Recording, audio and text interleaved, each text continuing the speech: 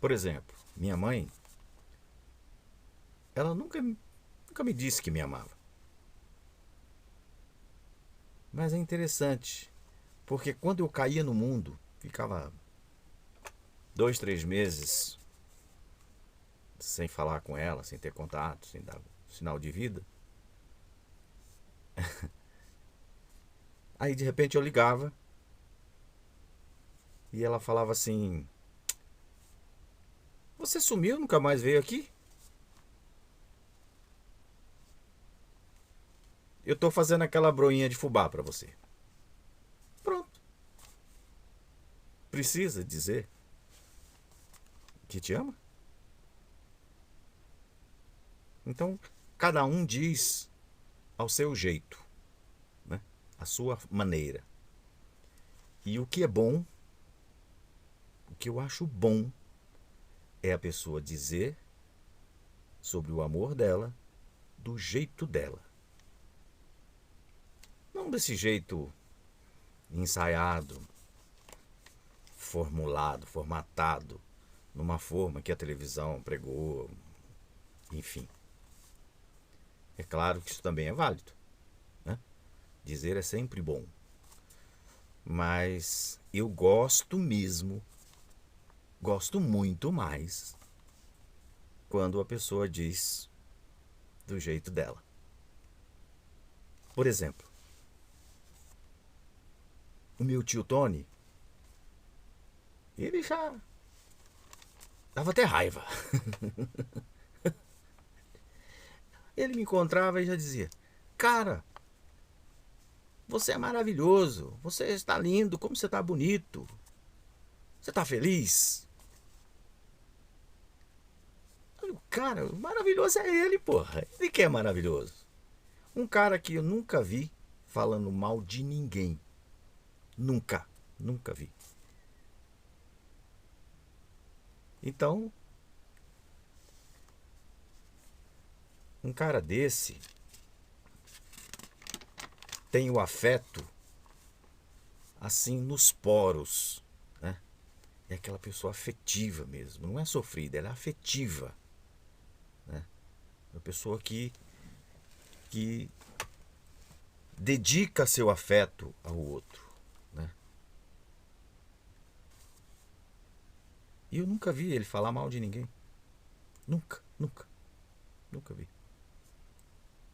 Ele falar uma palavrinha que fosse que denegrisse alguma pessoa.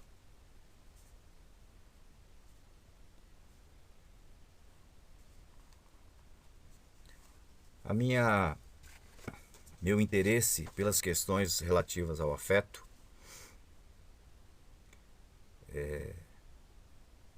já vem de algum tempo, né? Então eu tenho muito interesse nas questões relacionadas com o afeto, com as maneiras de se manifestar o amor, né? Por exemplo, a minha gatinha, quando eu chego em casa, aí ela vem, não sei, no sítio é grande, ela tá no meio do mato, desaparecida, né?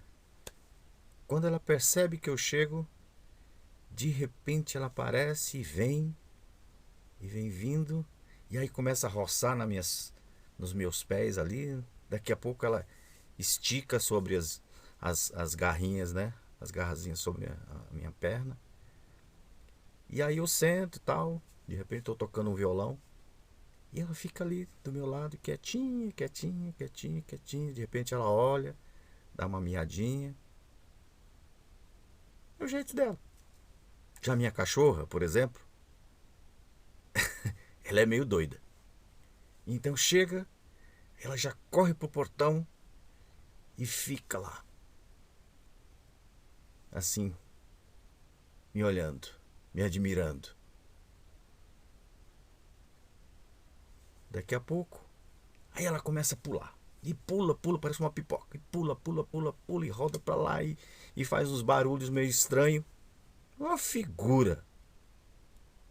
Aí, de repente, aí ela vai não sai da minha cola. Fica me seguindo. E vai. É engraçado, é interessante que os animais, eles têm um jeito de amar assim, sem ser civilizado, sabe? Não tem uma maneira, uma forma, um jeito, um comportamento assim adequado. Por exemplo, tem uma meia dúzia de galinhas lá. Quando chega, os caras fazem uma fileirinha assim, ó, um atrás do outro, e vai me seguindo, me seguindo, me seguindo, me seguindo. E aí não sai daquilo. Eu nem sei se é por interesse, mas não interessa se é por interesse assim não. Deve ser porque o fato é que quando eu chego, os caras vão me encontrar no portão.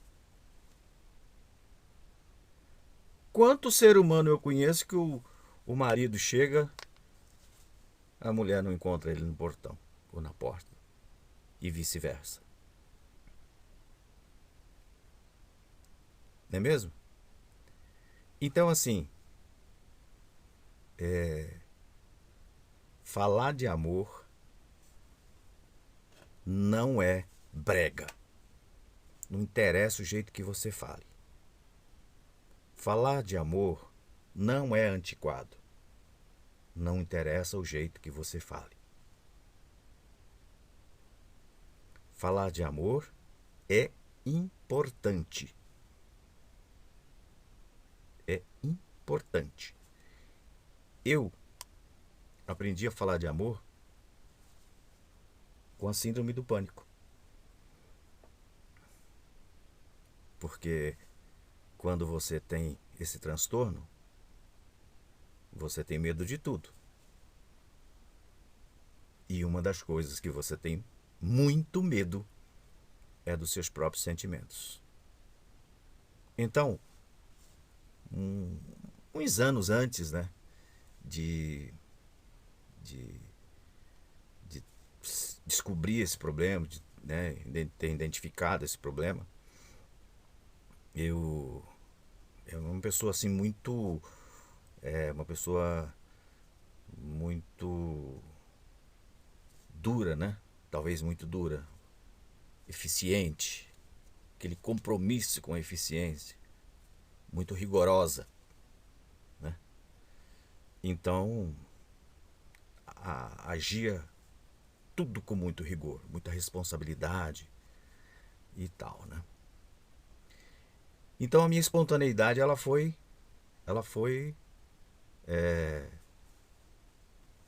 se perdendo com o tempo, né? E aí você fica numa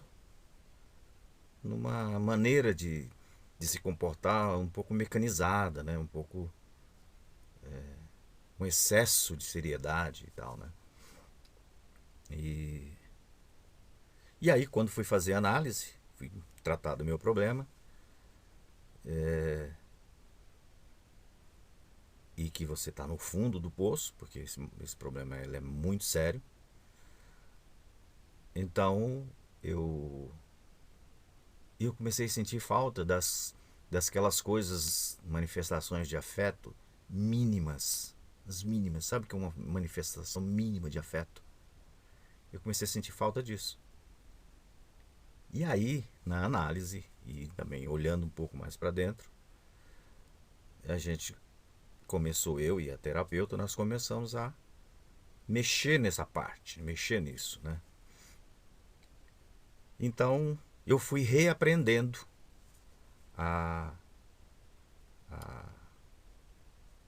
ficar disponível para o afeto, disponível para a afetividade. E cara, é muito interessante, quando você oferece amor, você ganha muito mais. Muito mais. Chegou um ponto que eu ficava sendo disputado, né? Porque de repente aquela tensão minha ficava distanciando as pessoas. E quando as pessoas me viram de um jeito mais leve, mais agradável, menos responsável, né? ou melhor, agradável e também responsável, que você não precisa ser desagradável para ser responsável, as pessoas, as pessoas se aproximavam muito mais, né? E então é uma coisa de bumerangue, né? Você manda e volta, você manda e volta, você manda e volta, né? Então aí você vai criando essa relação de cumplicidade e tal, né? Então a partir daí eu sempre escrevi. Então a partir daí eu não tive mais medo nem problema de escrever, de falar de amor, falar de sentimentos, falar da emoção das pessoas. E então todo o meu trabalho, todas as coisas que, a maioria das coisas que a gente escreve, que a gente compõe e tal, tá meio na linha dessa observação, né? No afeto com os outros, no afeto próprio, no afeto